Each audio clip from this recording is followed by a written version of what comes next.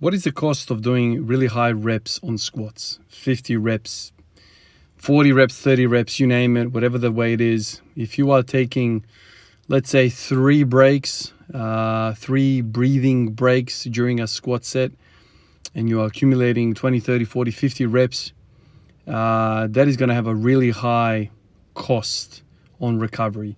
And these recovery points are limited. We don't have, unlimited amount of these recovery points, especially if you're a natural athlete, natural lifter. We don't have a lot of these. And so when we are constructing a training program, we are thinking about spending our recovery points and then recuperating them, and working out what sort of curves on a graph we're going to have, how long these curves are going to be, how high these curves are going to be. And so this is what we're kind of considering when we are sitting down and working out what we're going to do with our training program. Every given session is not in isolation. It's not in a vacuum. It is placed upon a week, month of other work that you've done. And we're not just talking about work in the gym. Your lifestyle, family, life stresses, whatever it is, it all kind of takes away these recovery points. A lot of people look at training programs and they go, oh yeah, that sounds really good, I can do that. But what they fail to see is that if you're a bricklayer versus an office worker versus a doctor, lawyer, we all have different stress levels, mental, physical, spiritual, you name it, man. It all gets rolled up into one set of recovery points. And so if you are working, let's say 12-hour shifts, 5 days a week, something crazy like that, and you are working on a building site and you are bricklaying, you're going to have already, let's say, half of these recovery points gone before you even step into the gym. And so this is what we need to talk about. This is what order regulation is. This is what, individual programming is all about. It's tailoring, your life, or the workout really, to your life. This is why I've struggled so freaking long, so much with conventional programming, whether it be strong lifts 5x5 or Mark Rippetoe stuff, Texas method, all that 5-3-1. I always struggle with these ideas because I don't know if these people have considered what my life is. I don't know how many of these authors of these programs thought, okay, this is going to suit a shift worker, nurse in emergency. You know what I mean? Like with 2 young kids, I don't know if they thought about that. Maybe they thought about a 17-year-old 17-year-old man or boy or whatever you want to call it, 18-year-old who, is peak testosteroning it up, sleeping 12 hours a night, going to school, coming back, training for football, soccer, basketball, whatever it is. That type of life is completely different. I remember when I was freaking 16, 17, 18 years old, man, we used to go out and play basketball for 12 hours, right? All day in the gym, man, shooting shots. So for these type of people, okay, let's not have them play 12 hours in, shooting shots on the court. Let's get them doing 5x5 Texas method. Let's get them doing 5-3-1, strong lifts and all that. And let's do linear progression. Every single workout, let's add 5 pounds or whatever. So this is what I kind of think about when I think about programming. Okay, I've got a week coming on. I've got 3 night shifts. Do I just not think about that when I'm thinking about what I'm going to do, for the few days leading up to these nights and then throughout the nights and after the nights? Of course, man, you have to consider these things. This is where programming is very, very important. And this is where being honest with yourself. And this is why, I'm more kind of lean towards RPE type of ideas, rate of perceived exertion versus percentages of maxes. To take a step further, I like to auto-regulate on the fly. On the fly.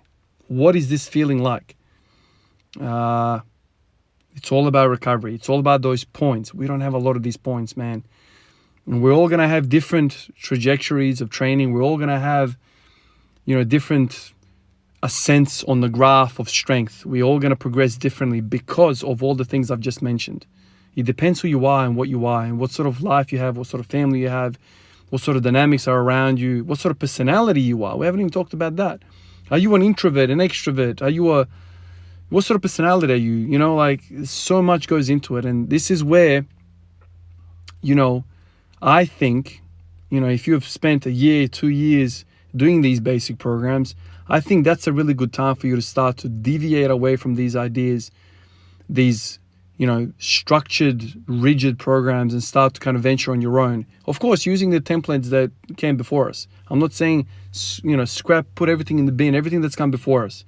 That's not a really good way of looking at it. Take everything that's come before us, research, be a student of the game, and take that and try and apply all these different things, ideas to yourself. Try and modify it. That's what I like. Because I've been caught by myself, head into the wall many, many times. I've just finished a night shift. I got to do 5x5, 80%. No worries, mate. No worries. Let me just do 50 lines of cocaine and 50 bongs and whatever else goes on to make a freaking workout go that way. I've just had 5 hours sleep. I haven't eaten for 13, 14 hours. You want me to do what? I'm on the back of 3 nights, man. It's not happening, man. It is not happening. Okay, no worries. Then don't do that. Say do it tomorrow. But then what is that a Texas method? Is that a 5-3-1? Is that a strong lifts 5x5?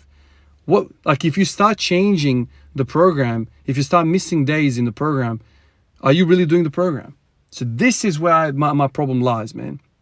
If you have a cookie cutter life, okay, if everything falls like the author, thought it was going to fall in place, okay, no worries. You're one of those lucky guys living a normal life. I certainly do not live a normal life. So these recovery points. Last night I spent a lot, right? I didn't have a single damn point left. Spent everything. When you do 50 reps of whatever weight you want and you completely spend yourself,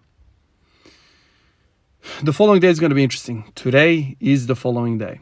I knew I wasn't going to have a drop of energy after squats, so I decided to do overhead press with dumbbells again.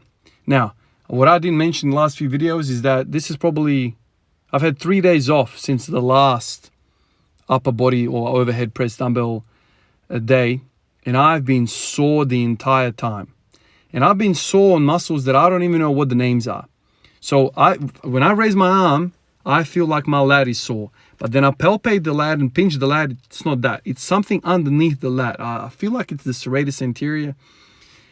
There's portions of the serratus anterior that are sore. I don't even know what muscles are involved on the side of me, in the back of me.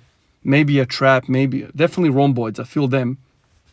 And also triceps, but not triceps like near the origin. Triceps near the insertion, like right at the elbow.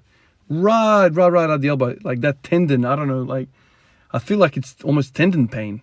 Oh, it's not. I'm feeling it now. It's probably halfway up from that tendon, halfway up the arm. That's what's sore. Which is interesting because when you do certain other exercises for triceps, I usually kind of, feel it out right at the top near the origin, like that horseshoe kind of like level.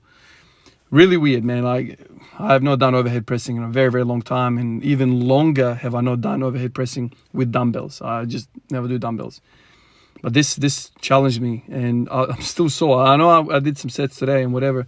I basically ran the rack again from 5 kilos all the way to 27.5. Started with 20 reps and then worked away down to 5 reps when the things got heavy. But really sore with that. I did that. Went over to the deadlift and it was evident. The moment I picked the bar up, I just have nothing left. Like I was puffing and puffing after the bar. Hamstrings are spent, quads are spent, the core's spent, everything's spent. There's nothing left. So basically I have next to no recovery points to spend today because everything was spent yesterday. So what did I do today? Well, I worked up to 220 and it probably looks all right on camera or whatever.